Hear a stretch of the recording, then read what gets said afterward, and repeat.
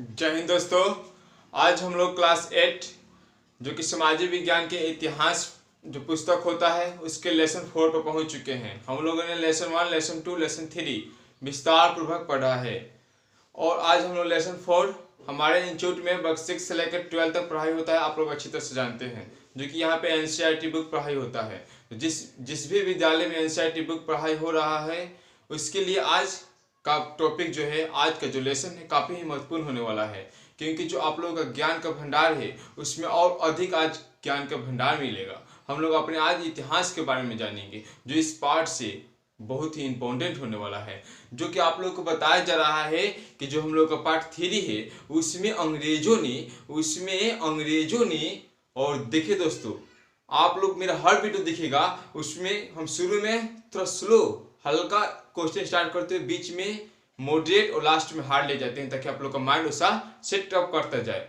तो दोस्तों ध्यान दीजिएगा, लास्ट तक वीडियो देखिएगा क्योंकि लास्ट में और ज्ञान का भंडार मिलने वाला है। तो देखिए दोस्तों कि जब जो लेसन 3 था उसमें हम लोगों ने पढ़ा था कि जब अंग्रेज आए थे भारत में तो उन्होंने भारतीय भूप्रेत व्यापार करने के उद्देश्य से आए थे। उसके बाद से कैसे कैसे अपना साम्राज्यवाद स्थापित किए, कैसे कैसे उपनिवेशवाद स्थापित किए, हम लोग लेसन 2 में पढ़ चुके हैं। और लेसन 3 में हम लोग बदले कि वो जो उनका कर वसूलने का जो जितनी भी प्रणाली थी, मतलब अस्थायी बंद व्यवस्था, रेतवारी व्यवस्था, मलवारी व्यवस्था, वो क्यों चेंज करते थे, क्यों परिवर्तन करते थे, इस सब के बारे में हम लोग जानकारी ले चुके हैं। और देखिए वहाँ पे जो हम लोग का जमींदार था, जो क्षेत्र का इलाका होता था उसका जो जमींदार था उसको हटाकर दूसरे स्टेट वाले को जमींदार को वहाँ बना दिया गया, इसके जमींदार को वहाँ बना दिया गया। इस सब हम लोग लेसन 3 में पढ़े थे। इसमें भी वही होगा कि यहाँ जो आदिवासी का मेन होता था जिसे हम लोग कहते थे मुखिया, उस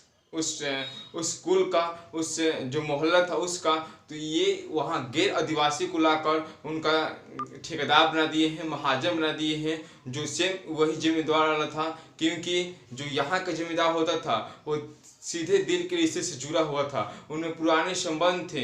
वो अकाल या बाढ़ की स्थिति में फसल नष्ट हो जाती थी तो वो लोग उतना जबरदस्ती नहीं कर पाते थे, लेकिन जो दूर से आया है, जो गैर जमींदार था, गैर आदिवासी था, वो लोग जबरदस्ती कोड़ी के बल पर, मारपीट के बल पर कैसे उछल रहे हैं, आज हम लोग इस पर चर्चा करेंगे। आदिवासी कैसे परेशान हो रहे हैं जिंदगी में, आज हम लोग इस पर चर्चा करेंगे। और आदिवासी जानेंगे क्या होता है, उनके खेती का तरीका क्या होता है, उनके जो खाने का उपयोग था वो क्या होता है, उन्होंने रोजगार क्या खोला, जब जंगल में थे तो नमक वमक कहाँ से खरीद रहे थे, वस्त्र कहाँ से खरीद रहे थे, ये सब जानेंगे। जो महिलाएं थी उनकी क्या भूमिका थी, उनके व्यापार करने का साधन क्या था। जब अंग्रेजों ने आया और वनों को कटवाने लगा तो उन पर क्या उनमें मुसीबतें पड़ी, और उसके बाद से वन विभाग का स्थापना क्या हुआ, वैज्ञानिक क्या होता है, अस्त्र क्या होता है, शस्त्र क्या होता है, बंधुआ मजदूर किसे कहते हैं, गिरमिटिया मजदूर किसे कहते हैं, बिरसा मुंडा के बारे में,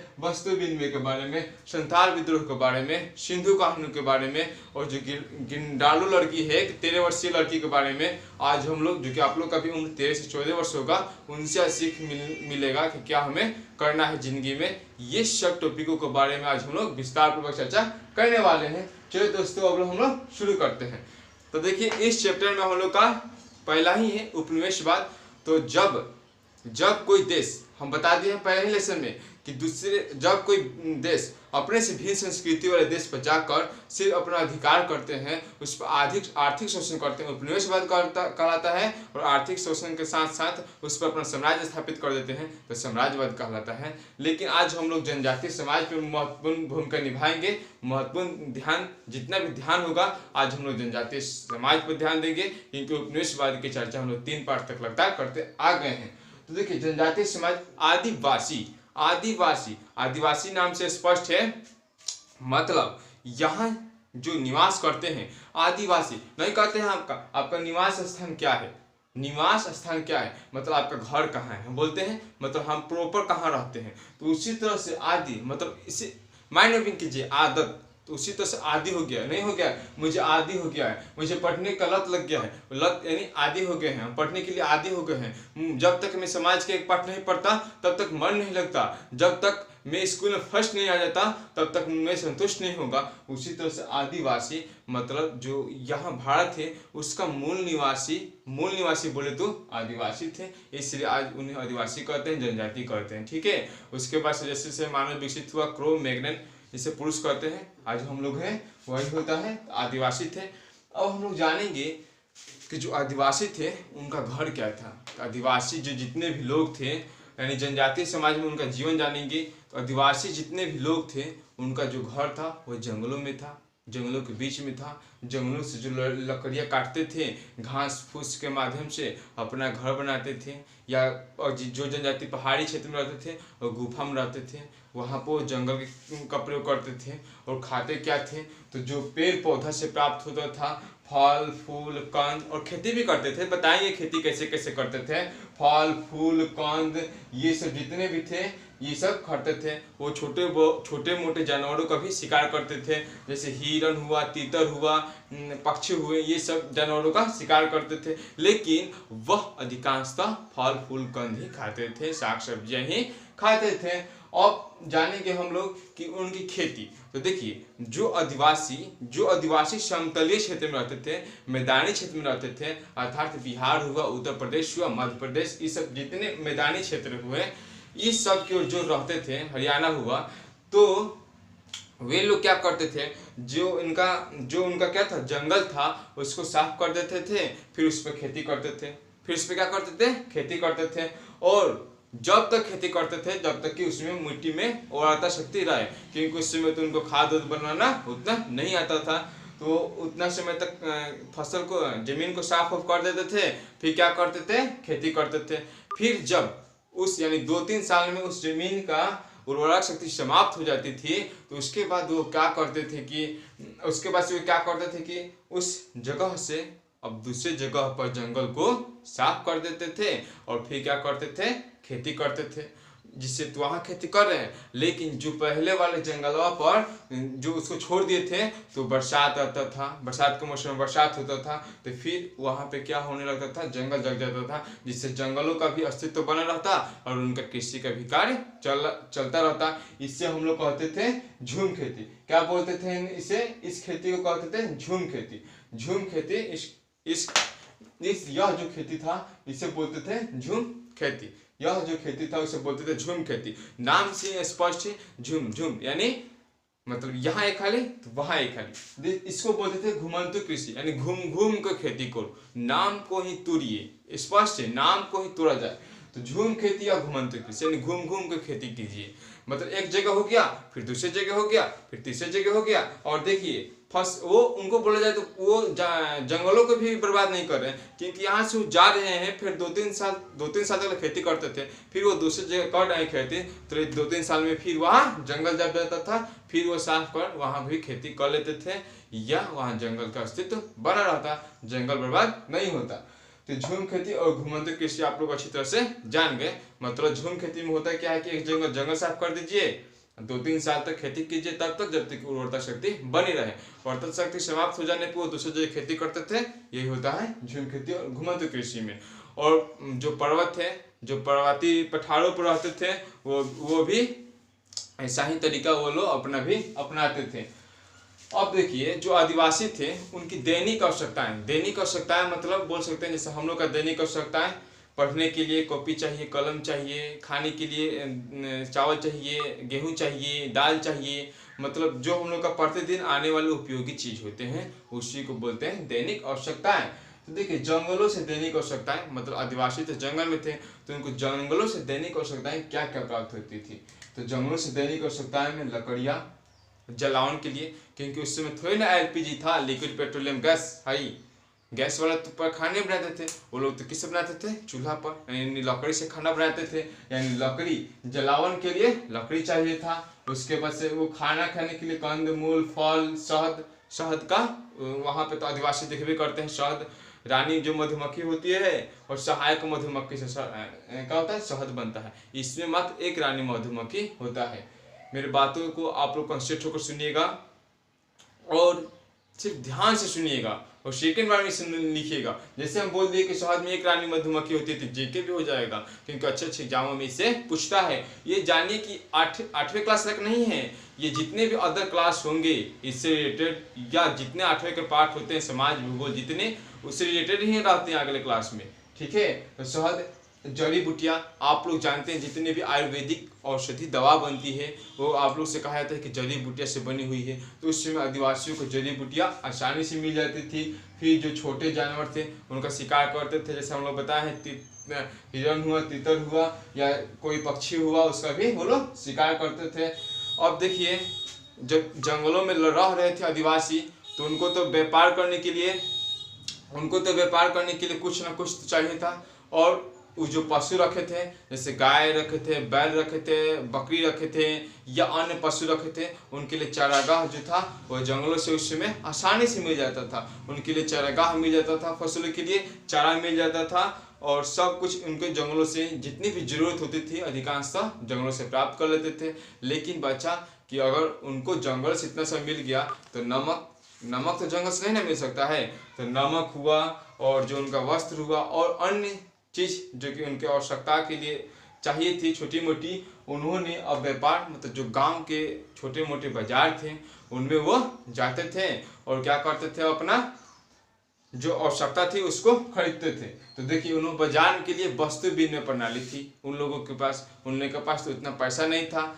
अर्थात मान लीजिए कि वस्तु विनिमय प्रणाली किसे कहते हैं, यानी वस्तु का बदला वस्तु। जैसे आप लोग समझिए, मेरे पास क्या है, मान लीजिए कि संस्कृत का किताब है, तो मेरे पास 2 संस्कृत की किताब है, और मेरे दोस्त के पास मुझे समाज की किताब जरूरत है, उस दोस्त के पास 2 समाज की किताब है। मैंने कहा कि दोस्त, एक संस्कृत की तुम ले लो, एक समाज को मुझे दे दो। यानी वस्तु विनिमय, वस्तु देकर वस्तु लेना। अर्थात मान लीजिए कि मेरे पास चावल है और गेहूं नहीं है, और चावल बहुत ज़्यादा है, और जो जिसके पास से ले रहे हैं उसके पास गेहूं ज़्यादा है, चावल कम है। जितना चावल का मूल्य का दाम होता है उसके बराबर, यानी मूल्य के बराबर वस्तु देकर फिर उससे वस्तु ही लेना वस्तु विनिमय कहलाता है। जो कि टॉपिक हम लोग का निकल गया, वस्तु विनिमय। नाम से स्पष्ट है, वस्तु को विनिमय करो, यानी वस्तु के बदला वस्तु लो। अगर मान लीजिए कि आप दुकान पर जाते हैं, आप दुकान पर भी वस्तु विनिमय करते हैं। देखिए कैसे करते हैं, दुकान पर लेके गए 2 किलो गेहूं ले गए, और कहते हैं कि मुझे इसका सर्फ चाहिए, मुझे इसका साबुन चाहिए। तो आप लोग तो गेहूं को तो चुकवा दिया, उसका जो मूल्य हुआ उसके बदले में आप सामान लिए, पैसे नहीं दिए। आपकी जो आवश्यकता है, दैनिक आवश्यकता है, उसको पूर्ति किए। तो वस्तु विनिमय आप लोग समझ गए हैं। आशा करता हूँ आप लोग यहाँ वस्तु विनिमय समझ गए हैं, यानी वस्तु के बदला में वस्तु लेना ही वस्तु विनिमय कहलाता है। अब चलते हैं व्यापारी के लिए। देखिए, उन्होंने तो जंगल में क्या थे, हाथी थी, बहुत सारी हाथियां थी, बहुत सारे घोड़े थे, जानवर थे। ठीक है, तो उन्होंने हाथी, दांत, बांस तथा कुछ धातुओं को, देखिए उन्होंने क्या किया, हाथी, दांत, बांस तथा कुछ धातुओं को बनी हुई कलाकारी। आप लोग अच्छी तरह जानते हैं कि आदिवासी जिनके पास समय मिलता था वो बांस से पतले पतले महीन महीन कर, जो कि अंग्रेजों को लोगों को भी पसंद आता था। बांस से जितनी भी बनी होती थी सजावट, फूल, बोल सकते हैं आज के डेट में ओरा, छैंटी जितने भी थी, उन लोगों को भी पसंद आता था, क्योंकि वो अपना कला दिखाते थे उसमें। और पत्थरों पर वो जो चित्र बनाते थे और जो धातु पर चित्र बनाते थे, आज भी प्रसिद्ध अगर वो चित्र मिल जाता है तो हाथी, दांत, बांस तथा कुछ धातुओं पर की गई कलाकारी, रबर, गोंद, रेशम कीट, लाह के कीट। आप लोग अच्छी तरह से वर्ग 8 के विज्ञान में पढ़ लिए हैं, रेशम के बारे में हम पढ़ा है। रेशम के कीट कौन होता है, कोकून, जो कि शहतूत पौधे पर पाया जाता है। तो वही रेशम क्या होता है, बहुत ही मुलायम शीतल कपड़ा होता है, जो कि हमें बहुत ठंडक महसूस देता है। ठीक है, और देखिए जो औद्योगिक क्रांति चला तो रेशम को भी डुप्लीकेट बना दिया गया, जो कि नकली रेशम किसे कहते हैं, रेयान को, नकली रेशम रेयान को कहते हैं। तो बना दिया गया। तो ये लोग व्यापारी करने के लिए नमक और दैनिक जो जरूरत थी उसको पूरा करने के लिए बाजार में ले जाते थे हाथी के दांत, बांस, कुछ धातुएं, और जो गोंद ले जाते थे, रबड़। आज भी हम लोग देखते हैं गाँव में पौधे से हम लोग गोल गोल होता है, नाम नहीं याद आ रहा है इस पौधा का, उससे हम लोग गोंद बनाते थे। और जो हम लोग कॉपी का पन्ना वन्ना फटा होता था तो उसको हम लोग साटते थे। तो गोंद हुआ, रेशम कीट, और जो लाह के कीड़े हुए, जो वस्त्र बनाए जाते हैं, इस सब कीड़ों को ले जाकर वो लोग क्या करते थे, व्यापारी के पास भेजते थे। लेकिन एक दुख की बात है, और एक जानिए कि उनको बुझे कि नाक के बराबर पढ़े हुए थे, उतना पढ़े लिखे हुए नहीं थे। और मान लीजिए कि शहद ले जा रहे थे, उनको जो जिस व्यापारी से बेच रहे थे, जिस ठेकेदारी से बेच रहे थे, उनको उचित मूल्य नहीं दे रहा था। मतलब उचित, जिससे जितना शहद है उतना नमक वो नहीं दे रहा था, या कोई भी चीज़ नहीं दे रहा था, या उचित मूल्य उनको नहीं मिल पा रहा था।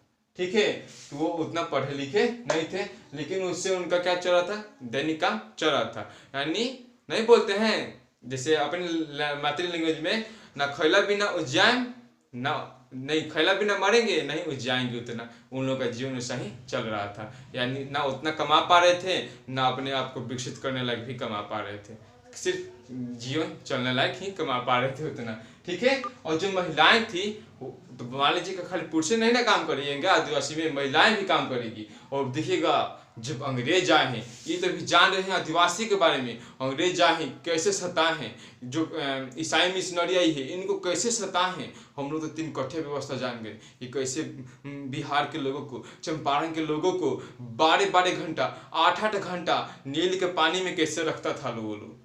तो वही राजकुमार शुक्ल जो कि महात्मा गांधी जी को बुलाए और 3 कट्ठा व्यवस्था को बंद कर दिया गया।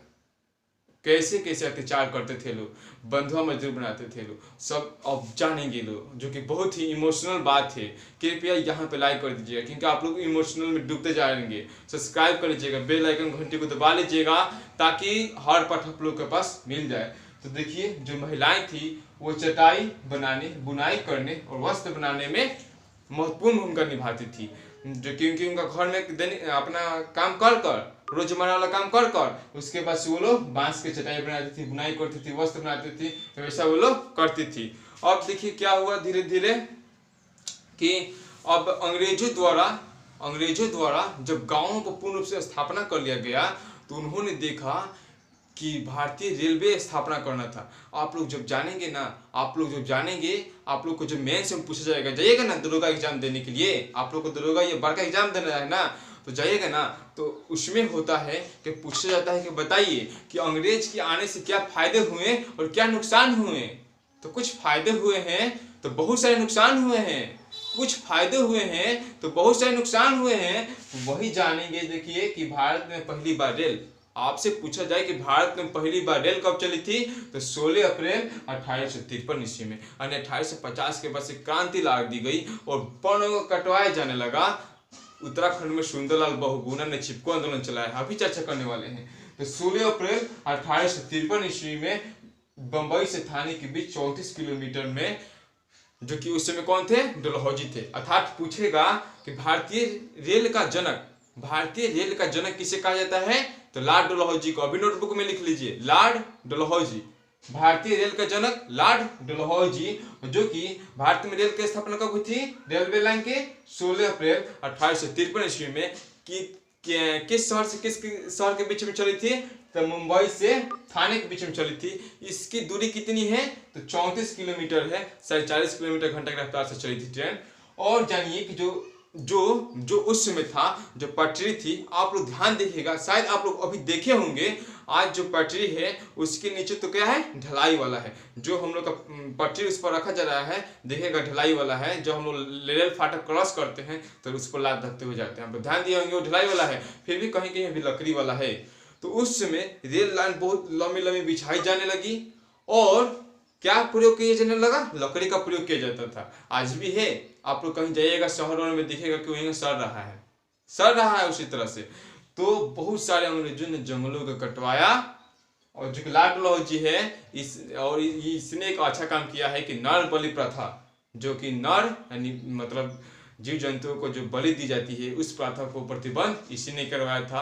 और लॉर्ड कैनिंग ने विधवा पुनः विवाह शुरू किया था। उन्होंने कुछ अच्छे काम किए हैं जो कि जानेंगे, सती प्रथा, लॉर्ड विलियम बेंटिंग, जैसे आगे आएंगे भारतीय सामाजिक कुरीतियों के बारे में पढ़ेंगे चैप्टर में, उसमें उनको जानेंगे, कुछ फायदे कुछ हानियां।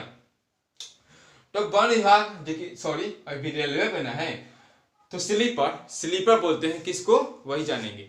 तो जो पटरी के नीचे जो लकड़ी होती है, जो पटरी के नीचे जो लकड़ी होती है उसे बोलते हैं स्लीपर। यानी जिस लकड़ी पर रेलवे लाइन बिछाई जाती है उस लकड़ी को बोला जाता है स्लीपर। आशा करता हूँ स्लीपर के भाषा लिख लिए होंगे। जिस लकड़ी पर रेलवे लाइन बिछाई जाती है उसे बोलते हैं स्लीपर। तो उस स्लीपर तैयार करने के लिए मुझे बड़ी बड़ी रेलवे लाइन बिछ रहा है, वो आप जानिएगा कि आप सोचिएगा कि फायदे के लिए बिछाया जा रहा था। जी हाँ, फायदे के लिए बिछाया जा रहा था, लेकिन उससे ज़्यादा भारतीय फायदे के ज़्यादा वो अपने फायदे के लिए बिछा रहे थे। क्योंकि वे धनबाद से, अभी पढ़िएगा, अभी पढ़ने वाले हैं कि बंधुआ मजदूर बनाकर धनबाद से जो हजारीबाग है उससे और अन्य जगह से, मध्य प्रदेश से, पन्ना से, ये सब जगहों से कोयला, खान, जो नील की खेती उस सब या अन्य अफीम हुए उस सब को, या जो सोरा हुआ, बारूद हुआ, उस सब को क्या हो रेल के माध्यम से तेजी से इंग्लैंड ले जाया जा सके या बंदरगाहों पर पहुंचाया जा सके या उनके सैनिक पहुंच सके और भारतीय लोगों को फायदा होने लगा। इससे क्या होने लगा, जन संपर्क बढ़ने लगा, जिससे क्रांति के माहौल और उत्पन्न होने लगी। अभी हम लोग चर्चा और करते जाएंगे विस्तार पूर्वक। तो देखिए इससे फायदा थोड़ा घाटा जाने और स्लीपर का तैयार होने लगा। और तो जानिए कि जब बहुत सारे पौधा कटने लगे तो वही उत्तराखंड में सुंदरलाल बहुगुणा ने चिपको आंदोलन चलाया था। सुंदरलाल बहुगुणा ने, जो कि सभी महिलाएं और सभी पुरुषों ने पेड़ पौधे को धर ली थी और बोली थी कि पहले मुझे काट दो, उसके बाद से पेड़ पौधे को काटना, ठीक है। लेकिन यहाँ पे क्या हुआ कि आदिवासी तो बेचारे कमजोर थे।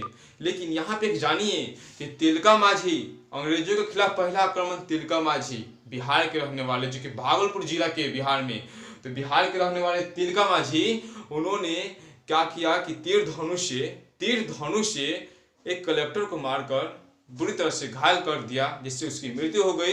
लेकिन तिलका माझी को मौत की सजा दे दी गई। वह तिलका माझी जो चौक है उस बरगद के वृक्ष पर से मारे थे, उसी वृक्ष पर चढ़ कर उस कलेक्टर को तीर से इतना मारे थे, तीर से ही मुआ दी थी। ऐसी उनकी जोश थी और अत्याचारी नहीं सह पा रहे थे। अभी बताएंगे सिंधु कहानी, बिरसा मुंडा, गिरांडू, जादोना के बारे में, जो कि अत्याचार सहे फिर उनको हमला कैसे करना पड़ा। क्योंकि जब किसी पर ज़्यादा अत्याचार कीजिएगा जरूर हमला करेगा। आप कहे ना सांप के पोसे हो और सांप को इस तरह से धर रहिएगा और जादूगर दिखाइएगा और ज़्यादा से जोर से दबिएगा तो कितना देर सहेगा। अपने को बचाने के लिए तो खुद कटवे करेगा तुमको, ठीक है।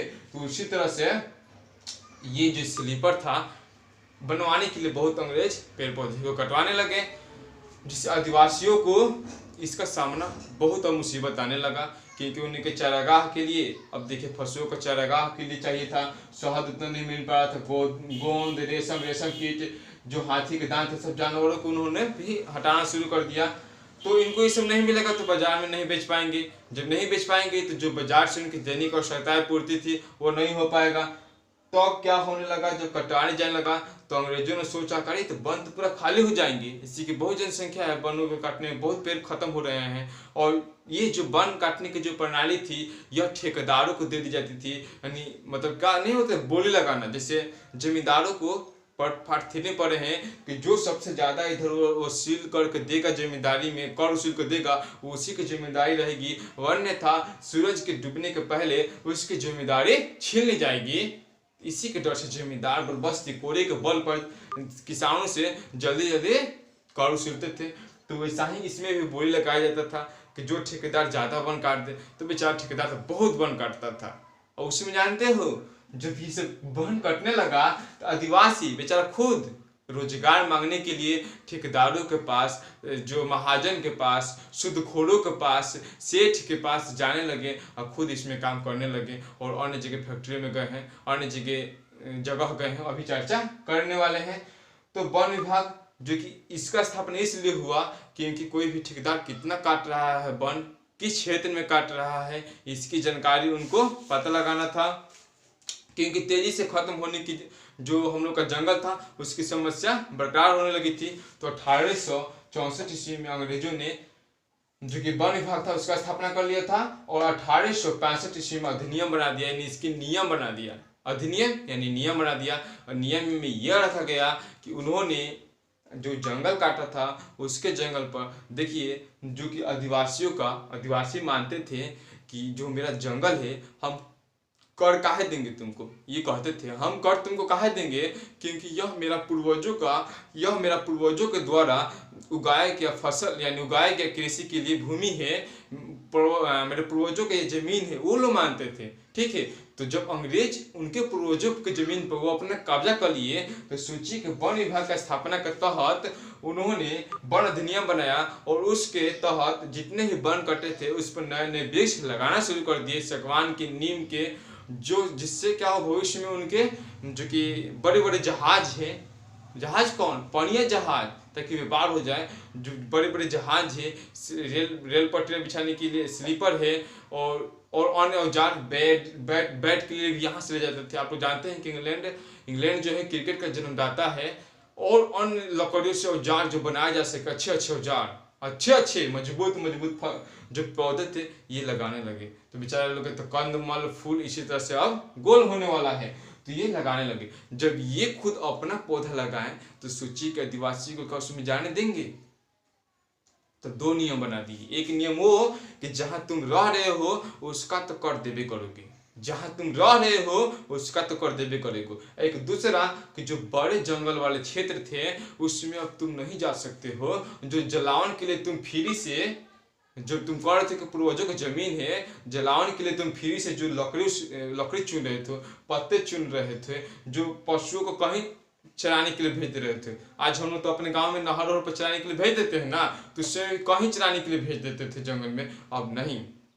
घेराबंदी, अगर तुम भेज सकते हो तो मात्र 2 दिन तक तुम्हारा पशु चरना चाहिए। चारा जो मिला है 2 दिन तक कर सकते हो, उसके बाद से कुछ नहीं। चारागाह के लिए भी उन्हें कर देना पड़ता था, दूध देना पड़ता था, सब कुछ देना पड़ता था। बुझिए कि उन पर इतना अत्याचार किया गया कि आगे बढ़िएगा कैसे विवश को उन्होंने हमला करना शुरू कर दिया है। तो उनसे अब अधिनियम बनाकर उस सब भूमि का कर वसूला जाने लगा, और उस जो कि बड़े वाले जंगल क्षेत्र थे उसमें वही अधिकारी घुस सकता था, उसमें वही अधिकारी प्रवेश कर सकता था जो वन अधिनियम के कर्मचारी हो, अंग्रेज हो या ईसाई मशीनरी हो, महाजन हो, सेठ हो, जो कि लिया हो ठेकेदार हो, वो सभी घुस सकता था, और इसके अलावा कोई नहीं उसमें जा सकता था। तब देखिए क्या हुआ है कि अब एक जानेंगे कि जब ये लोग अब तो इनका विवश हो चुके थे कि अब हम लोग क्या बेचे बाजार में जाकर, कहाँ से शहद लाएं, कहाँ से हाथी के दांत लाएं, कि क्या जाके बाजार में बेचे कि हम लोग का नमक मिल पाए, माचिस मिल पाए, दैनिक जो बाजार से होने वाली पूर्ति थी वो मिल पाए। तो इन्होंने अब क्या किया कि जो साहूकार थे, सेठ थे, जो सुदखोर थे, इन लोगों के पास वो बेचारे गए, रोजगार मांगे, उन्होंने रोजगार दिया, लेकिन इनको उतना ज्ञान नहीं था कि कितना पैसा उनसे लेना है। तो देखिए, एक थी कि उन्होंने वेगारी प्रथा पर काम की। वेगारी एक नहीं कहते कि रोजगार दीजिए, यानी रोजगार, मुझे डेली के लिए कुछ धन आने के लिए, कुछ अपने दैनिक कार्य को पूर्ति करने के लिए रोजगार मिल जाता है। आज हर युवा रोजगार के लिए काम कर रहा है, लेकिन उस समय जो उसमें काम करते थे उनको बेगारी पर भी रखा जाता था, बेगारी पर भी रखा जाता था। देखिए यहाँ पे है बेगारी, इस टॉपिक पर चर्चा करने वाले हैं। बेगारी का मतलब होता था कि बिना वेतन या मजदूरी के काम करना। मतलब आप काम किए, बेगारी का समझिए, मैंने आपके यहाँ काम किया, मैंने आपके यहाँ काम किया, आपने कोई मजदूरी मुझे नहीं दिया, तो इसे ही कहते हैं बेगारी। मतलब ताकत के दम पर आपको काम करवाना। ठीक है, बुझिए कितना अत्याचारी है। आप आज के डेट में किसी को कोई करवा सकता है, करवाबो करेगा ना तो बंदूक हो, लाठी के दम पर करवाएगा, वो बेचारा विवश होगा तब। तो सोचिए, आप लोग के लिए मैं फ्री में नॉलेज दे रहा हूँ, 1 लाख तो जरूर बनता है दोस्तों। तो देखिए बेगारी जो क्या है, बेगारी, तो बेगारी में होता है कि बिना वेतन या मजदूरी के क्या करना, काम करवाना मजदूरों से, तो वही होता है बेगारी। और बंधुआ मजदूर अब जानेंगे। बंधुआ मजदूर जानने के पहले कुछ जान लेते हैं बातें। तो ठीक है, तो क्या हुआ कि जब अंग्रेजों ने इन्हीं की जमीन पर कर वसूलना शुरू कर दिया, और जब विवश थे आदिवासी, चलिए कर देना स्वीकार कर दिए, तो चारागाह पर कर लगा दिया गया, उनके जो फसल तो उसमें लकड़ी नहीं चुने जाएगा उस पर कर लगा दिया गया, बहुत सारे कर लगा दिया गया। और जानते हैं कर जो लगा दिया गया, और इसके लिए इनको जो महाजन थे, जो कह सकते हैं सूदखोर थे, सेठ थे, इनसे इतना कर्ज लगा दिया गया कि अगर कर्ज न चुका पाने की स्थिति में, अगर बाई चांस, इस प्लानिंग ही यही था कि कर्ज ले लो मुझसे, कर्ज ले लो मुझसे। देखिए जमींदारों से भी कर्ज लेते थे तो बंधुआ मजदूर बन जाते थे कि कर लगाया जा रहा था इसलिए कि जमीन को हथिया लिया जाए। तो बेचारे ये लोग क्या करते थे कि कर्ज को चुकाने की स्थिति में ये अपना हल था जो खेत जोते थे, फावड़ा था, यहाँ तक लेके अपना बैल जो था, जानवर भी था, सब बेच देते थे कर्ज चुक जाए। पहले तो क्या करते थे, कर्ज लेते थे, पहले क्या करते थे, कर्ज लेते थे। मान लीजिए कि महाजन से हम लोग कर्ज ले लिए, अब देखिए उन लोगों का कर्ज का सूद का प्रतिशत था इतना ज्यादा था ना कि 500% तक ज्यादा था।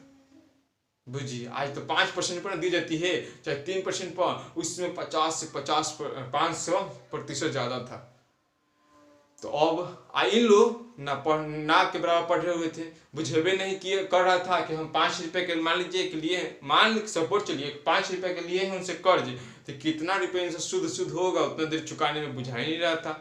तो यही हुआ प्रक्रिया कि ये उनसे शुद्ध नहीं चुका पा रहे थे, उनका दिमाग था कि कर्ज दो इनको। और तो क्या होता था, उस ना चुका पाने की स्थिति में पहले बात कोई जमीन बेचते थे तो जमीन चला गया इसी तरह हाथ में, फिर कह रहा था कि तुमने नहीं चुका पाया है, अपना जो बैल है, हॉल है, हौला है, सब बेचते चले गए, फिर वही बोल रहा है कि तुमने नहीं चुका पाया है। इन लोगों को उतना पढ़ा हुआ ज्ञान नहीं था।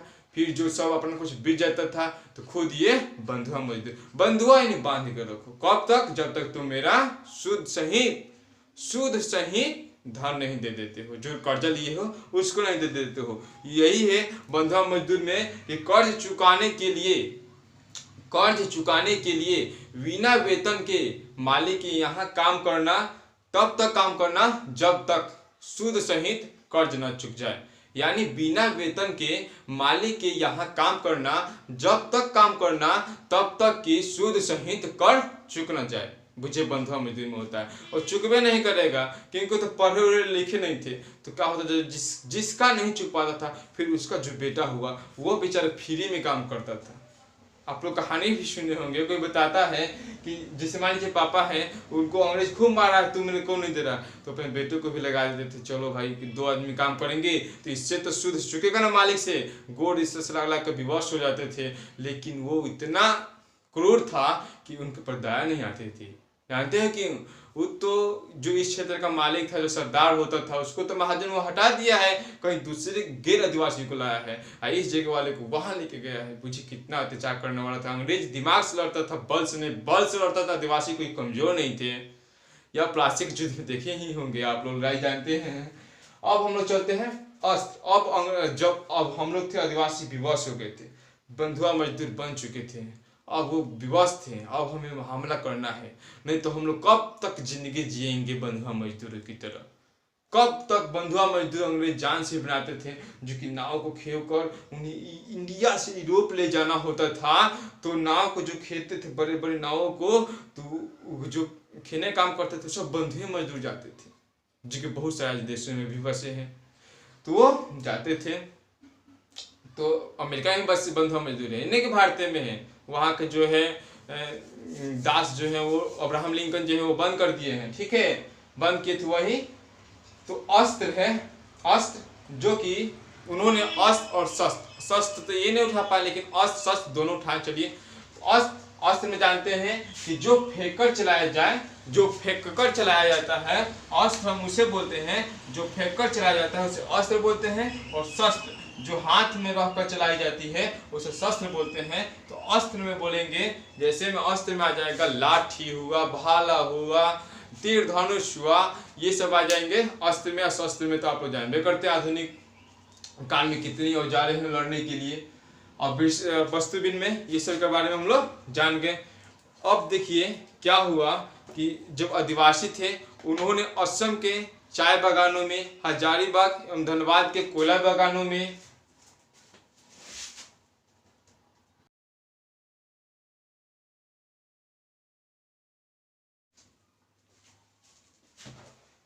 दोस्तों लाइन कटने के कारण थोड़ा प्रॉब्लम आ गया था।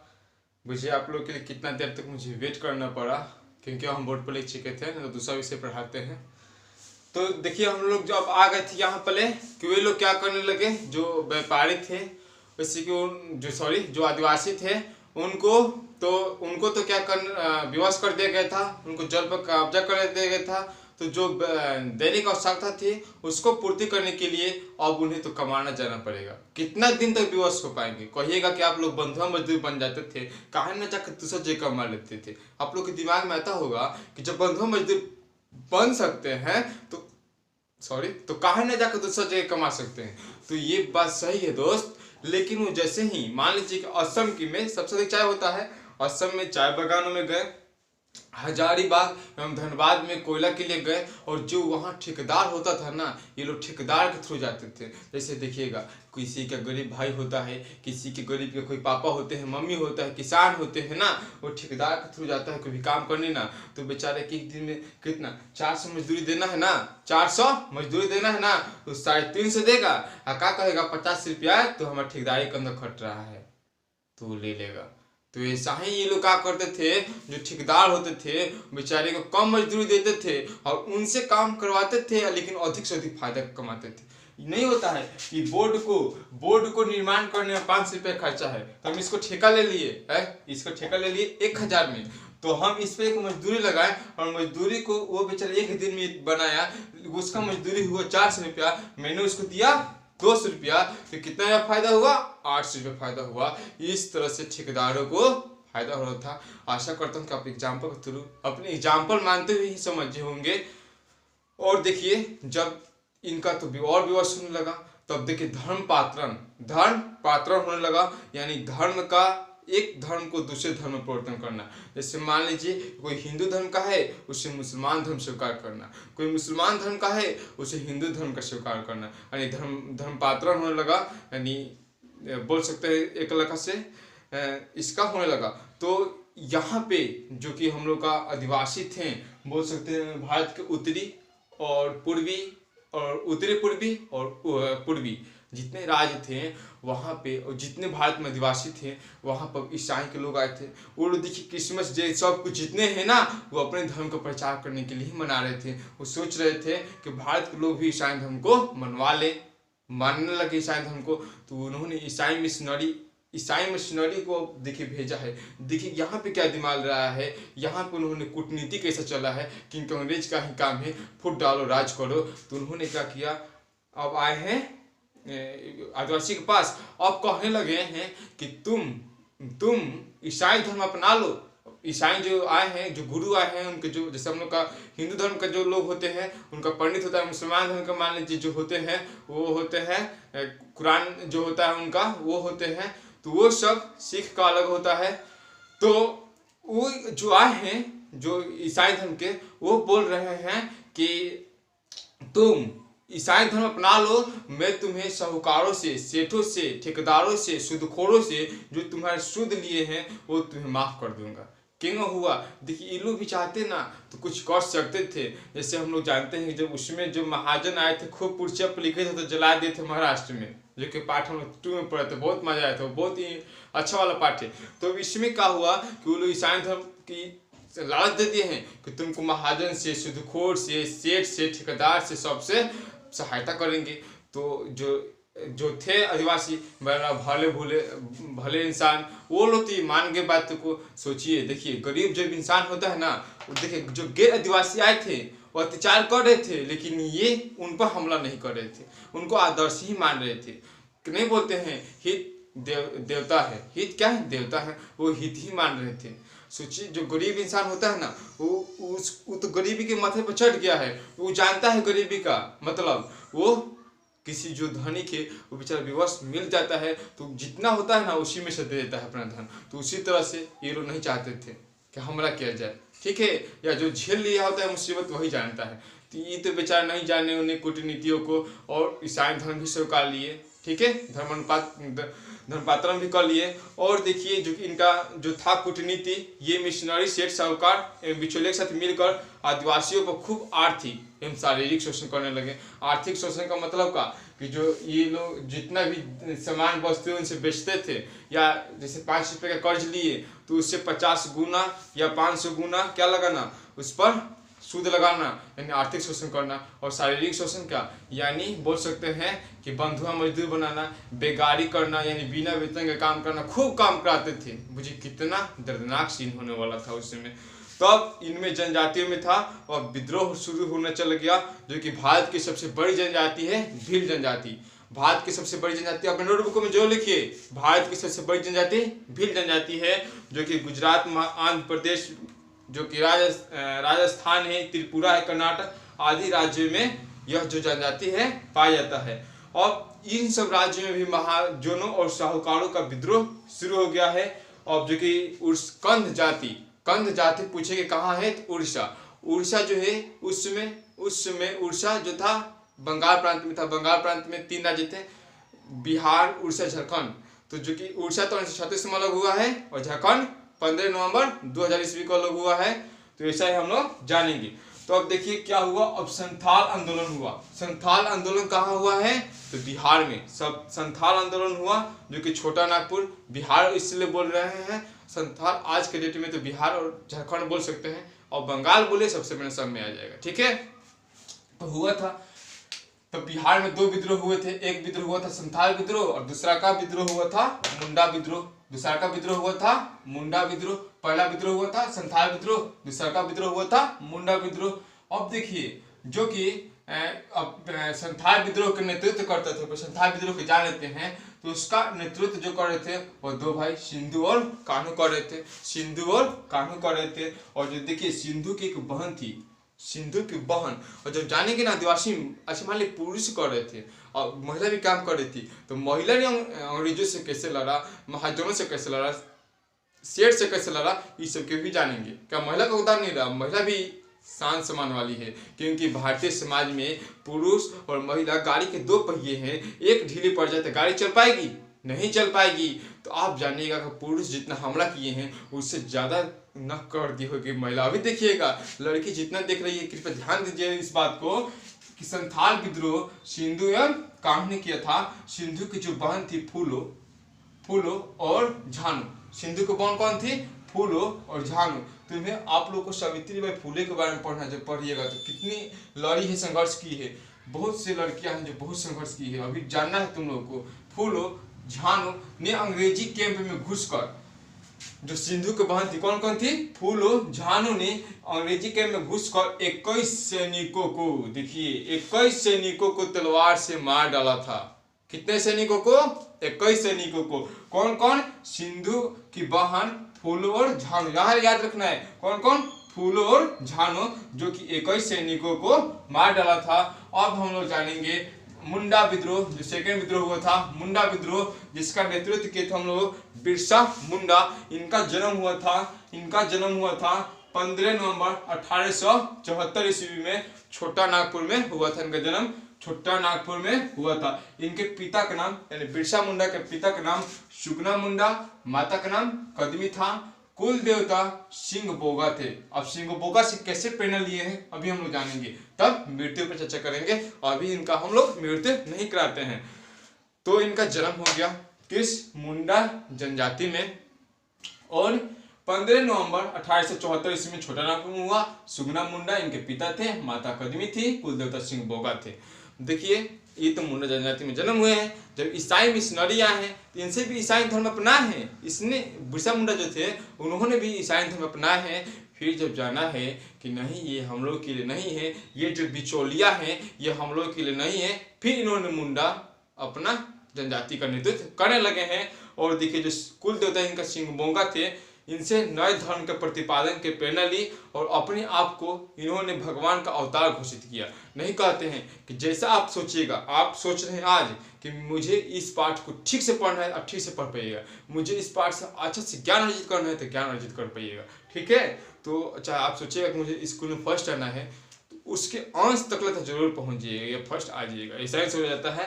तो इन्होंने अपने आप को भगवान का घोषित किया और कुछ और अनुयायी अपना प्रचार प्रसार करने लगे। प्रचार प्रसार का मतलब का, जैसे कहते नहीं है कि प्रचार प्रसार करने लगे कि अब जो है हमें जो कर है महाजन को, अंग्रेजों को, या धर्म जो हम लोग बदल रहे हैं इसको हम लोग नहीं बदलेंगे। इसका उन्होंने अंग्रेजों के विरोध शुरू कर दिया अब देखिए जो इनके अनुयायी थे, जो इनके मतलब जो चेला हो गए, जो इनकी बातों को मानने लगे, जैसे नहीं होता है, जैसे सिख धर्म के संस्थापक थे नानक साहब, उन्होंने घर घर में जाकर सिख धर्म का प्रचार किया था। ठीक है, तो ऐसा ही इन्होंने भी प्रचार करना शुरू कर दिया कि हम लोग कर नहीं देंगे, धर्म का चेंज नहीं करेंगे।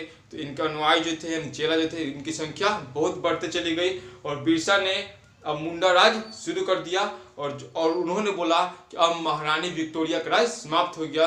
अर्थात उस समय महारानी विक्टोरिया इंग्लैंड की रानी हुआ करती थी, जिसे हीमोफीलिया रोग हुआ था। सबसे पहला हीमोफीलिया रोग उसी को हुआ था। ठीक है, तो इन्होंने तीर धनुष की शिक्षा, अब मान लीजिए कि नेतृत्व कर रहे हैं, अपने आप को देवता मान रहे हैं, तो कुछ तो इनमें है ना। तो जो तीर धनुष की जो शिक्षा थी ना, ये क्या करते थे कि रात दिन को लुकाए रहते थे, अंग्रेज इन पर भी पकड़ने के तैयार था, और रात्रि के समय जो इनके अनुयायी थे उनको तीर धनुष की शिक्षा देते थे, ताकि अंग्रेजों से क्या किया जाए, सामना कर लिया जाएगा, लड़ाई कर लिया जाएगा। लेकिन इन्होंने सबसे पहला आक्रमण 25 दिसंबर 1899 ईस्वी को किया था। उसके बाद से इन्हें गिरफ्तार कर लिया गया और देखिए जेल में कहाँ भेज दिया गया, रांची जेल में। कहाँ भेज दिया गया था, रांची जेल में भेज दिया गया था। और अंग्रेजों ने बोला कि इन्हें हैजा की बीमारी हो गई है, अंग्रेजों ने बोला इन्हें हैजा की बीमारी हो गई है, और 2 जून 1900 ईस्वी को इनकी मृत्यु हो गई। लेकिन किसी किताब में लिखता है कि इनकी मृत्यु अंग्रेजों ने इनके खाने में जहर देकर कर दी। इनकी मृत्यु अंग्रेजों ने खाने में जहर देकर कर दी। लेकिन कुछ लोग जो अंग्रेजों ने अपने रिपोर्ट में दिखाया, वो बताया कि इनकी मृत्यु हैजा के कारण हो गई थी, जो कि 2 जून 1900 ईस्वी को, 2 जून 1900 ईस्वी को। ठीक है, और देखिए यहाँ 15 नवंबर 1874 ईस्वी को जन्म, और 15 नवंबर 2000 ईस्वी को ही बिहार से झारखंड अलग हुआ था। अब यहाँ पे देखिए छोटा काश्तकारी, और ये क्या मर गए, तो क्या आंदोलन स्लो पड़ने वाला है, आंदोलन धीमे पड़ने वाला है? नहीं, कोई क्रांतिकारी लाता है ना, आप तेज होते हैं ना, अपने आप घर में बलवान यानी घर में आप बुद्धिमान होते हैं ना, तो आपके देखकर जो बच्चे होते हैं छोटे छोटे, आप पढ़ रहे हैं आज, तो आपके जो छोटे बच्चे हैं वो आपसे ज़्यादा पढ़ने की कोशिश करेंगे कि क्या मर गए, इनकी मृत्यु हो गई, तो क्या इनके अनुयायी थम गए? नहीं, उनमें और आग की बबूला जग गई। जैसे कहेंगे सुभाष चंद्र बोस की मृत्यु हो गई 23 मार्च 1931 ईस्वी को। सुभाष चंद्र बोस शुक्र राजगुरु को फांसी दे दिया अंग्रेज। क्या क्रांतिकारी थम गए? नहीं, और उनमें आग बबूला हो गई और उनमें जोश हो गए। देना था फांसी 24 मार्च 1931 को, लेकिन दे दिया 23 मार्च 1931 रात को। क्यों दे दिया? क्योंकि पंजाब से सभी लोग, भारत के सभी लोग उस जहां देना था उसको घेर रहे थे, घेरने आ जाते। अंग्रेज डर था कि कहीं हमला ना हो जाए, तो दे दिए थे। फिर वो रात को आ रहे थे, सोचिए कि लाश साक्ष्य मिटाने के लिए लाश को जला रहा था, कि लाश को मिटा दिया जाए, और पूरा दंगा हुआ था। शाही ये जब मारे तो बुझे क्रांतिकारी यहाँ रुके नहीं है, और देखिए आंदोलन चलता रहा। फिर यहाँ एक बात जान लीजिए कि छोटा नागपुर काश्तकारी अधिनियम 1908 ईस्वी में बना था। छोटा नागपुर काश्तकारी अधिनियम 1908 ईस्वी में बना था। अब चलेंगे नेक्स्ट टॉपिक, जो कि अब हम लोग का और आंदोलन चालू होने वाला है। और बिरसा मुंडा के याद में देखिए जो मुंडा जाति के लोग हैं एक गीत गाते हैं। उस गीत का हिंदी अनुवाद है, हे बिरसा तेरे खून का सिर में टीका लगाया, हे बिरसा तेरे खून का सिर में टीका लगाया, हे बिरसा तेरी हड्डी का परदेसी लोगों ने नमक बनाया, हे बिरसा तेरे सत्कार को विदेशियों ने अपनाया, हे बिरसा तेरे सत्कार के विदेशियों ने अपनाया। अब देखिए उत्तरी पूर्वी जो कि नागा जनजाति के लोग थे, जैसे भारत हम लोग का इधर बनता है इस तरह से, और उसके पास ये अरुणाचल प्रदेश नागालैंड होता है, मिजोरम मणिपुर त्रिपुरा नागालैंड ये सब शहर होते हैं। तो जो नागा जनजाति के लोग थे, जो कि मणिपुर के एक युवराज टिकेंद्र, मणिपुर के कौन आते हैं, युवराज टिकेंद्र, इन्होंने भी अंग्रेजों के खिलाफ संघर्ष किया। कौन आते हैं, युवराज टिकेंद्र जो कि मणिपुर के खिलाफ अंग्रेजों से संघर्ष किए, इन्हें भी फांसी दे दिया गया। इसके बाद से और जो नागा के जनजाति थे और उग्र हो गए। सॉरी दोस्तों, लग रहा है कि कुछ कीड़ा पड़ गया आंख में। जो जनजाति थे, नागा के जो जनजाति थे, और ये क्या हो गए, उग्र हो गए। और देखिए एक इनमें और प्रसिद्ध नेता आया है, वह नेता देखिए, वह नेता जो आया है, वह नेता जो था जादूनाग था, जो कि एक आंदोलन चलाया था जेलियारंग जो जादूनाग था, कौन मरे थे? जो कि हम लोग का ये मर गए थे युवराज टिकेंद्र, मणिपुर के युवराज टिकेंद्र। तो मणिपुर नागालैंड एकदम सेम एक ही लगे है। मणिपुर नागालैंड या मिजोरम या त्रिपुरा सब पूर्वी राज्य है। तो वो जो थे वो मरे ना, तो इन लोगों में और जोश आ गया, नहीं अब तो अंग्रेज को खेत देना है, अब का नहीं देना, जनजाति सोचने लगे। तो देखिए जादू नाग जो थे वह रांगमेई जनजाति के थे और जेलियांग आंदोलन का नेतृत्व कर रहे थे। कौन कर रहे थे? जेलियांग आंदोलन का नेतृत्व कर रहे थे। और यहाँ पे हम लोगों ने एक महत्वपूर्ण टॉपिक छोड़ दी थी शुरू में कि जो फायदे या घाटा में पढ़ लेंगे। राम प्रसाद बिस्मिल जो कि ट्रेन जा रही है और रोक दिए हैं, उस सब के घटना हम लोग बाद में पढ़ेंगे, छोड़िए अगला पाठ आने वाला है। तो जेलियांग आंदोलन का नेतृत्व किए थे। और देखिए जब इनको अंग्रेजों ने मार डाला, इनको भी अंग्रेजों ने फांसी दे दिया जादू नाग को, तो उनकी एक चचेरी बहन थी। कौन थी? गिंडालियू। कौन थी? गिंडालियू। वो मात्र 13 वर्ष की थी। कौन कितने वर्ष की थी? 13 वर्ष की थी। यहाँ पे ध्यान देना है, जो कि जादू नाग की चचेरी बहन थी और 13 वर्ष की थी। इन्होंने अंग्रेजों में नाक दम कर दिया था, यानी इन्होंने आंदोलन को दम जारी रखा। तो अंग्रेजों ने इन्हें भी गिरफ्तार कर लिया और जेल में रख दिया था। अब जेल में उन्हें फांसी की सजा तो सुना दी गई थी और इन्हें बोलिए कि उम्र कैद की सजा दे दी गई थी। जो गिंडालू थी इन्हें उम्र कैद की सजा दे दी गई थी, मात्र 13 साल की थी। आज के डेट में भारतीय संविधान में नियम बन गया है कि 28 साल से नीचे वाले लड़के को सजा उतना नहीं दी जाएगी, उन्हें बाल सुधार गृह में रखा जाएगा, ठीक है। लेकिन इन्होंने अंग्रेजों ने इनको उम्र कैद की सजा दे दी थी और जेल में रखा था। जब भारत आजाद हुआ 15 अगस्त 1947 ईस्वी को इन्हें रिहा कर दिया था और अंततः नागालैंड राज्य की स्थापना 1 दिसंबर 1953 ईस्वी को 1 दिसंबर 1963 ईस्वी को नागालैंड शहर की स्थापना हुई। उसके बाद से जो भी पूर्वी राज्य थे जो जनजातीय है वहाँ के, असम, मेघालय, त्रिपुरा, मणिपुर, ये संविधान के 6ठा अनुसूची में, संविधान की कितनी 6ठा अनुसूची में, संविधान के 6ठा अनुसूची में इन्हें 1972 ईस्वी में, कब 1972 ईस्वी में इनको राज्य बना दिया गया, मतलब स्वतंत्र कर दिया गया।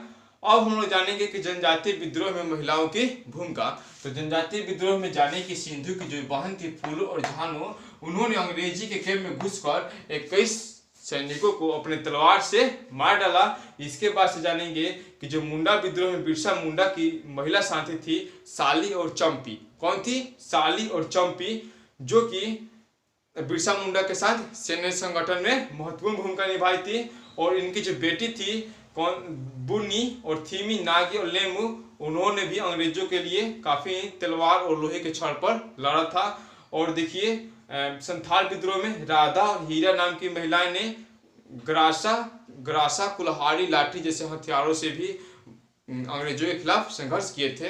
दोस्तों आशा करता हूं कि ये पाठ का थ्योरी आप लोग अच्छी तरह समझ गए होंगे। चलते हैं इसके प्रश्न उत्तर पर। इसके जो प्रश्न उत्तर है दोस्तों, ये वीडियो लंबा है, आप लोग इसे चाहिएगा तो स्टेप बाय स्टेप पढ़ सकते हैं। अब यहाँ तक एक पढ़ लीजिए, उठ कर नाश्ता पानी कर लीजिए, उसके बाद से क्या कीजिए और प्रश्न उत्तर बनाने के लिए बैठ जाइए। चलिए प्रश्न उत्तर आपने किताब निकाल कर देखिए। पहला दिया है कि जनजातीय समाज के लोग आम भाषा में क्या कहलाते थे। तो इसका ऑप्शन दिया है, आप लोग देख रहे हैं, डायरेक्ट में आंसर बोल रहे हैं ताकि कम समय लगे। इसका आंसर होगा आदिवासी। और 2 नंबर, दिकू किसे कहा जाता था?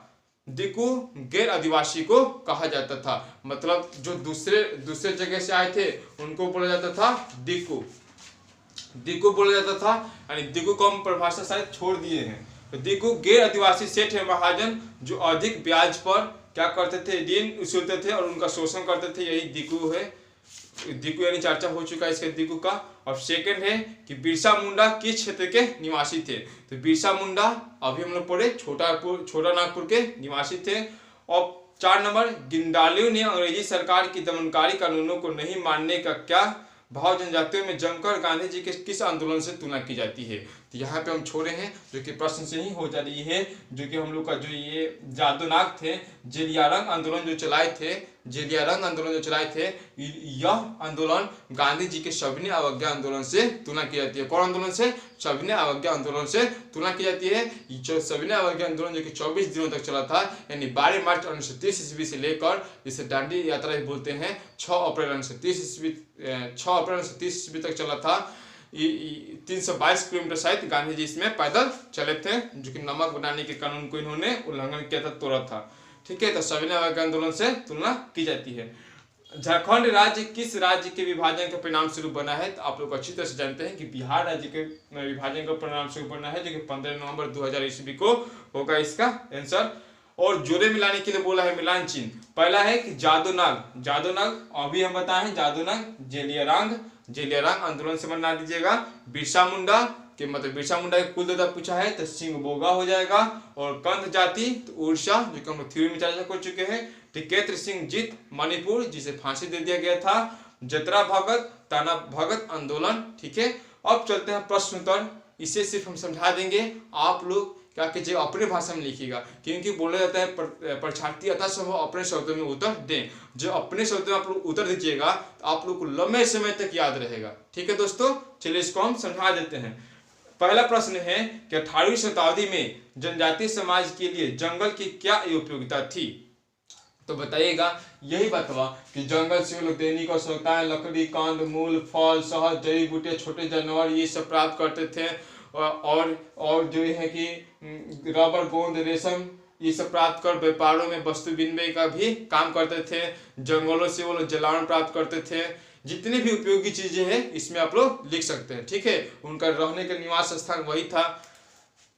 इस शॉर्टकट में हम बता दे रहे हैं, अपना विस्तार पूर्वक लिखिएगा। मेरी बातों कुछ थ्योरी में बोले हैं उसे फिर से दोहराते हुए सुनकर। ठीक है, अब देखिए आदिवासी खेती के लिए किन किन तरीकों को अपनाते थे। तो आदिवासी खेती के लिए जो समतल भाग में होते थे उनके जंगलों को साफ कर लेते थे और उस पर खेती करते थे। जब उस भूमि की उर्वरता शक्ति समाप्त हो जाती थी तो फिर वो दूसरे भूमि पर जाते थे, फिर वहाँ पे खेती करते थे। और बरसात आने के कारण जो भूमि पर वो फसल उपजाए थे उस पर भी जंगल उग जाता था, जो कि जंगल का भी अस्तित्व बना रहता था। अर्थात वो झूम या घुमंतु कृषि के तहत अपना खेती करते थे। ठीक है, आशा करते हैं आप लोग मेरी बातों को सुनकर पहुंच कर लिख लिए होंगे। थर्ड नंबर, गैर आदिवासियों एवं अंग्रेजों के प्रति आदिवासियों का विरोध क्यों हुआ? तो गैर आदिवासियों एवं अंग्रेजों के प्रति, तो देखिए उन्होंने अंग्रेज जब आए तो उन्होंने जंगलों को 2 क्षेत्रों में बांट दिया वन विभाग के अंतर्गत। यानी तुम्हें चरगाह के लिए स्वतंत्र नहीं हो, जलावन की लकड़ी चुनने के लिए स्वतंत्र नहीं हो, इत्यादि ऐसे ऐसे नियम बना दिए जो कि आदिवासियों के लिए मुश्किल हो गया। मुसीबत का सामना बहुत ही करना पड़ रहा था। उनसे कर इतना उस पर कर इतना लाद दिया गया क्योंकि वो कर्ज में दबते चले गए। वो बंधुआ मजदूर बन गए, बेगारी मजदूर बन गए, बेगारी और गिरेमिटिया मजदूर बन गए। बहुत उनको परेशान किया जा रहा था, इसलिए उन्होंने गैर आदिवासियों और अंग्रेजों के खिलाफ संघर्ष किया। ठीक है, अन्य अस्त्र शस्त्र उठाए जो हम अभी बताए हैं। और क्वेश्चन है कि बिरसा मुंडा कौन थे, उन्होंने जनजातीय समाज के लिए क्या किया? तो बिरसा मुंडा आप लोग बता सकते हैं कि बिरसा मुंडा कौन थे। तो बिरसा मुंडा का जन्म ये सब बताइएगा। जनजातीय समाज के लिए क्या किया? जनजातीय समाज में मान लीजिए को अपने आप को देवता मानते थे, उनके अनुयायी थे। वो रात को तीर धनुष की शिक्षा देते थे। और उन्होंने अंग्रेजों के खिलाफ यानी उन्होंने अपने अनुयायियों को शिक्षा दिया कि अंग्रेजों को कर मत दीजिए, ईसाई धर्म मत अपनाइए, ये सब शिक्षा दे रहे थे। उनका मृत्यु सब आप लोग लिख लीजिएगा। आशा करता हूँ दोस्तों ये पाठ आप लोग को अच्छी तरह से समझ में आ गया होगा। धन्यवाद दोस्तों इस पाठ को देखने के लिए। दोस्तों आप लोगों से एक अपील है कि मैं इस पाठ में तो मेहनत किया हूँ, आप भी इस पाठ को समझने में और फेयर बनाने में मेहनत कीजिएगा, ताकि आप लोग एग्जाम के पहले अपने फेरों को सिर्फ पढ़ के जाएं या भविष्य में भी इसे पढ़ें तो आप लोगों को थ्योरी प्रश्न अच्छी तरह से याद हो जाए। और दोस्तों अपने दोस्तों के पास ज़्यादा ज़्यादा शेयर कीजिए, सब्सक्राइब कीजिए, बेल आइकन घंटी को जरूर दबा दीजिएगा, प्रेस कर दीजिएगा, क्योंकि अगला पाठ आएगा तो तुरंत आप लोगों के पास मिल जाए। धन्यवाद दोस्तों इस वीडियो को देखने के लिए।